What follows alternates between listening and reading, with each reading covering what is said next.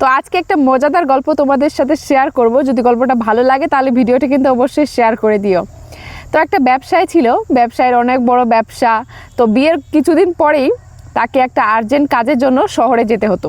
তো সে তার জেঠানিকে বলল যে, জেঠানি সাবধানে থেকো, তুমি এখন নতুন নতুন, আর আমাদের এই গ্রামে অনেক চোর ঘোরাঘুরি করে, তো নিজে একটু সাবধানে থেকো আর বাড়িঘরকে একটু দেখে রেখো। এই বলে সেই ব্যবসায়ী তো চলে গেল। রাতের বেলা যখন জেঠানি ঘরের মধ্যে ঘুমাচ্ছিল তখন তার আচমকা ঘুম ভেঙে যায় এবং সে দেখে যে দুইটা চোর তার ঘরের মধ্যে চুরি করছে। এখন সে ভাবছে যে এখন যদি আমি চিৎকার করি বা তাদেরকে আটকাই, তারা তো আমাকে মেরে ফেলতে পারে বা মুখ বন্ধ করে আমাকে মেরে দিতে পারে। তো বলছে না, এরকমভাবে চুরি করতে দিলে তো আমার বড়ের আবার লোকসান হয়ে যাবে। তখন সে জেঠানি বলতে লাগলো ঘুমের ঘোরে, মানে অ্যাক্টিং করে, যে বাবা আমি তো বিয়ে করতে চাইনি, তুমি আমাকে জোর করে বিয়ে দিলে, আমি পড়াশোনা করে অনেক বড় অফিসার হতে চাইছিলাম। তো যাই হোক, বিয়ে যেহেতু তুমি আমাকে দিয়েই দিয়েছো, 1 বছরের মধ্যে আমার বাচ্চা হয়ে যাবে, আর তাদের নাম রাখবো আমি নীলু আর কালু।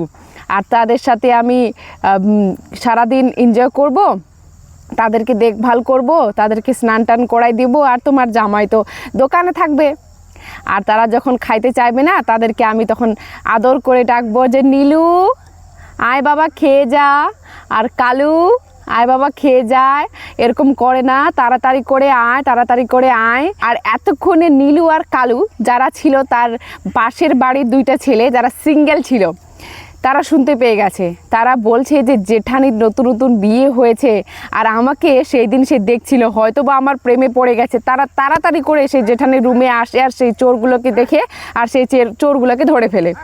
আর সেখানে তারপরে হট্টগোল হয়ে সেখানে পুলিশ আসে। পুলিশ এসে নীলু আর কালুকে জিজ্ঞাসা করে যে তোদের দুজনের মধ্যে কে সেই চোরগুলোকে ধরলো। ব্যবসায়ী তাদেরকে মানে ইনাম দিবে আর কি, পুরস্কৃত করবে। তো নীলু বলছে যে না না না আমি ধরেছিলাম, আর কালু বলছে না সে ছেড়ে দিয়েছিল, আমি ধরেছি। তখন সেই পুলিশগুলো সেই চোরগুলোকে জিজ্ঞাসা করলো যে ভাই তোরা ধরা তো পড়ে গেছিস, জেলে তো যেতেই হবে, তো তোরাই বল যে তোদেরকে কে ধরেছিল।